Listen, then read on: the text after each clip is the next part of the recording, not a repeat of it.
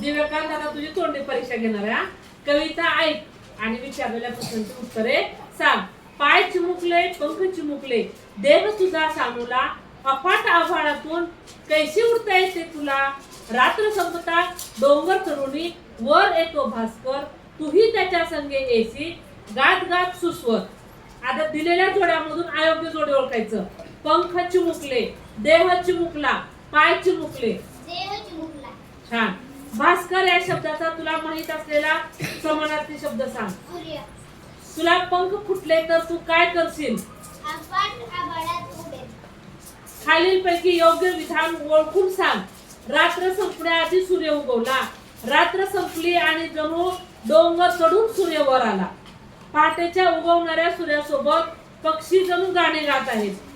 रात्र संपली आणि जणू डोंगर चढून सूर्य वर आला. पंख हा शब्द वापरून एक वाक्य तयार कर. कावळ्याला पंख असतात. आता हे परीक्षेचं वाचला ना तू. आता तुझ्या काय करते प्रश्न विचारते.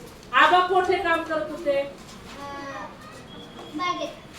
तुझ्या परिसरातील कोणत्याही दोन फुलझाडांची नावे सांग. कागदी फुले गुलाब. या उत्तरात संवाद कोणाकोणात झाला आहे. आबा आणि रायबा. खोकला झाला तर घरगुती उपाय म्हणून कोण कोणत्या गोष्टी वापरतात. किमान 2 नावं सांग.